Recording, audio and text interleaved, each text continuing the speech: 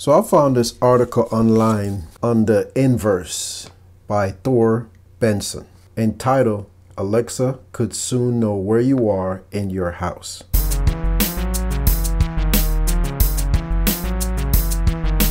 So the first line starts off saying, "Alexa is listening and it may soon know where you are." Now, if you notice when you have the little speaker ones, the ones with a little ring on top, if you look at it while you're talking, you notice that the light keep on adjusting, at least the light part of that blue light keep adjusting to where you are in the room. So actually she already know where you are based on you seeing that little ring going around in a circle. But let's go a little deeper in this article. If you have not had a smart speaker in your home, it's okay to feel slightly creeped out by the idea that it might be secretly listening to your conversations. Of course, this article is based on the Amazon Echo device, but that's true to say about anything that actually does voice command. So if your tablet has Siri built in and you say, "Hey Siri," then she start listening. But at the same time, she could be listening even if you don't say, "Hey Siri." And that goes the same for Google Home. So even though you don't say, "Hey Google," doesn't mean that the Google device is not listening also. And that goes for your tablet and your phone, not just the smart speakers, because all of these devices are listening and waiting for you to give them commands so they can perform whatever task that you ask them to. So if you're going to be creeped out, you need to be creeped out of everything inside your home that has a voice assistant built in. So the article goes on and saying that, yes, Amazon was secretly recording conversation and keeping them. And Amazon said that they were using it to improve the device. But we found out that Apple was doing that too, and Google was doing that also. When you buy these devices or share stuff on Facebook, you got to realize that you're giving up some form of privacy. So you can't have these things in your life and then complain about privacy. Because if you're sharing everything online, then you're not really being a private person because you're sharing. And if you're going to buy a device that records your voice for the sake of improving it, you got to come to an understanding that, okay, I know they actually listening to me because I purchased this device so I can give out voice command. And in order for the computer to translate what you're saying, it has to put it in the system somehow and calculate what it's doing and then give you back a response. So your voice is going to be recorded either way. There's no way around it because that's how the computer can decipher what you say and then give you a response back. Of course, Amazon and Google and I'm pretty sure Apple give you the option now to delete your voice recording if you don't want it to be stored, which is something they probably should have did in the beginning, give you that option.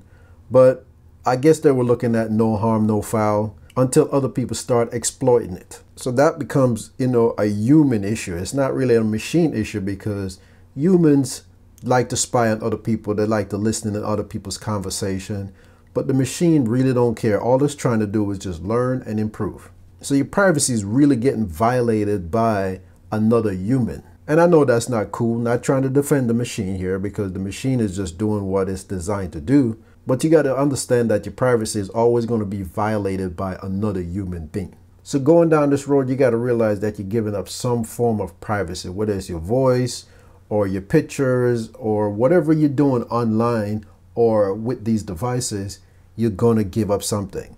Your only option is to just not use these devices and not share stuff online. That's the only way you can really protect your privacy. So deeper into the article is talking about this guy, Shen.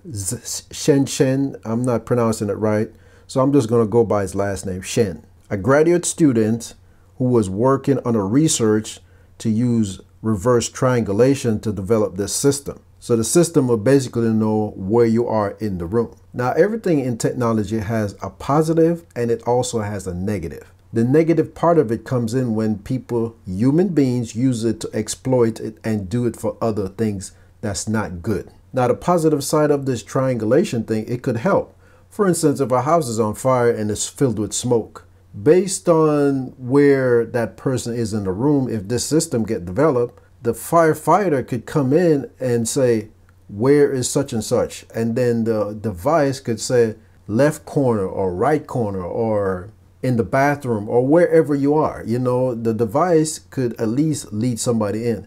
And I mean, that's just an example of a positive way of doing it. I mean, I'm pretty sure they find other ways to do it. Most researchers who develop stuff like this see a positive side of it, and that's why they're working on developing stuff like this. But it's always going to be another human being that exploited it for evil or bad, or however you want to put it. So they show a diagram of how it's going to work once they get it developed. They still haven't perfected it, but they're still working on it. So it might be some years or two. Who knows how long it might take. But like I say, you know, I find stuff like this interesting because I can see where the technology will help and benefit in a good way. But you're always going to find a group of people out there that's going to find a way to exploit it. And that goes with everything. I mean, they try to exploit your web camera.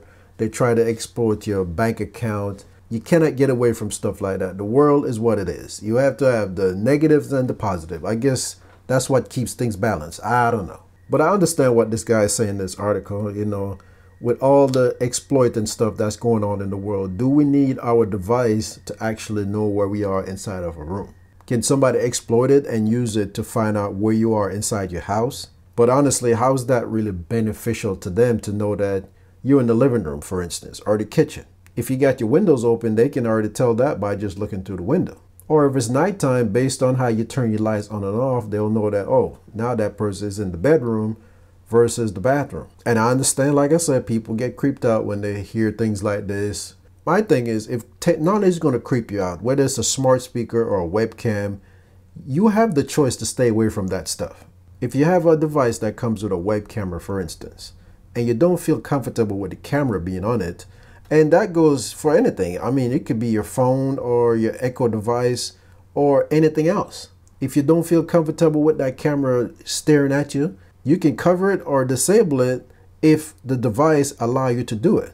And if the smart speakers are going to creep you out, and I'm talking about all of them, not just the Amazon Echo device, I'm talking about the Google device, even Apple's smart speaker. You need to stay away from that stuff to just ease your mind that you're not being spied on. Now, at the end of the article, he says, with Alexa being put in even more products and soon to be possible of being able to figure out where you are in your home, one has to hope that Amazon will put a bigger commitment to protecting people's privacy. In the meantime, maybe watch what you say around these products. You need to do that with everything. Watch what you say around your phone, because you have that Google Assistant built in. On your iPhone, you got Siri built in. And sometimes my iPad gets triggered without me actually saying, hey Siri. As a matter of fact, it happens without me actually even opening my mouth. Sometimes something's going on the TV that I'm watching and it triggers it. Or I'm watching something on my iPad, a movie or something like that, and it also triggers it. It does it with the Amazon device, and I'm pretty sure it's doing it with the Google devices. So even though this article is talking about the Amazon Echo devices, you have to apply it to all devices because they all have the capability of doing the same thing like the Echo device. Because my Echo devices still goes off even when she don't actually hear me say her name. But none of this technology is even perfect. I mean, it's just been around for a few years. It's not even at the level where it's perfected. But all of these devices are still in kindergarten school as far as I see it. They're not even in elementary school yet. They're getting there. So before they get to high school and college level, which is years down the road, then they're going to be much smarter. They can distinguish, they can understand, they'll know your mood, they'll know when you're happy, when you're sad, they'll cheer you up and do all this fancy stuff in the future. But it's going to take time to get there. And in order for these devices to improve on themselves and get to that level, they have to learn from their human counterpart. And that's the reason why I think they record the conversation for the machine to learn.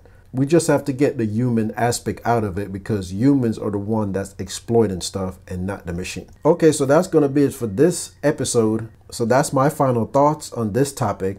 I want to thank you for taking the time for listening and watching. Have a good one, and I'll see you next time.